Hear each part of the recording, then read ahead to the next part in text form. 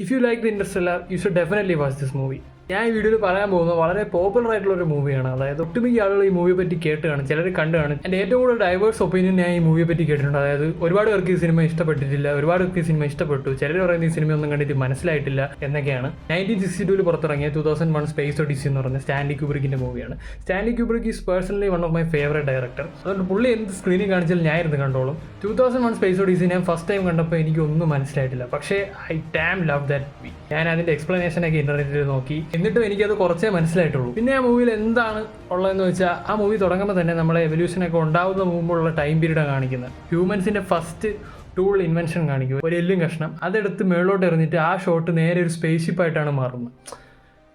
ഹ്യൂമൻ്റെ evolution കാണിച്ചത് ഒരൊറ്റ shot വഴിയാണ്. ആ ഷോട്ട് കണ്ടപ്പോൾ തന്നെ ഞാൻ ആ സിനിമയിൽ ഹുക്ഡായി. ആ സിനിമയുടെ പ്ലോട്ട് നോക്കുകയാണെങ്കിൽ വളരെ നല്ലൊരു പ്ലോട്ടുണ്ട്. ഹ്യൂമൻ്റെ എവല്യൂഷൻ എങ്ങോട്ടാണ് പോകുന്നതെന്നാണ് ആ മൂവി വഴി കാണിക്കുന്നത്. ഇതൊരു ബേസിക് കൺസെപ്റ്റാണ്. ഇത് നിങ്ങളുടെ മൈൻഡ് വെച്ചിട്ട് നിങ്ങൾ കാണുകയാണെങ്കിൽ എന്തായാലും നിങ്ങൾക്ക് കുറച്ചെങ്കിലും ഒക്കെ മനസ്സിലാവും. പിന്നെ എടുത്തു പറയേണ്ട കാര്യം ആ സിനിമയുടെ വിഷ്വൽസ്. അടിപൊളി വിഷ്വൽസാണ്. CG ഒന്നും ഇല്ലാത്ത സമയത്താണ് അത്രയും കാര്യം അവർ ചെയ്തു വെച്ചത്. ഇന്റർസ്റ്റെല്ലാർ പോലുള്ള മൂവീസിൽ പ്രോപ്പറായിട്ടൊരു എക്സ്പ്ലനേഷൻ നോളൻ തരുന്നുണ്ട്. ഈവൻ ദോ ആ മൂവി കണ്ട കോംപ്ലക്സ് ആയിട്ട് തോന്നുമെങ്കിലും പ്രോപ്പർലിയാണ് ആ മൂവി എടുത്തു വെച്ചിരിക്കുന്നത്. ഈ മൂവി എനിക്ക് തോന്നുന്നത് സ്റ്റാൻലി ക്യൂബ്രിക്ക് ഈ ഒരു കൺഫ്യൂഷൻ ഉണ്ടാക്കാൻ വേണ്ടി തന്നെയാണ് ഇതിൻ്റെ സ്ക്രീൻ പ്ലേ ഇങ്ങനെ എഴുതി എടുത്തു വെച്ചേക്കുന്നതെന്ന് തോന്നുന്നുണ്ട്.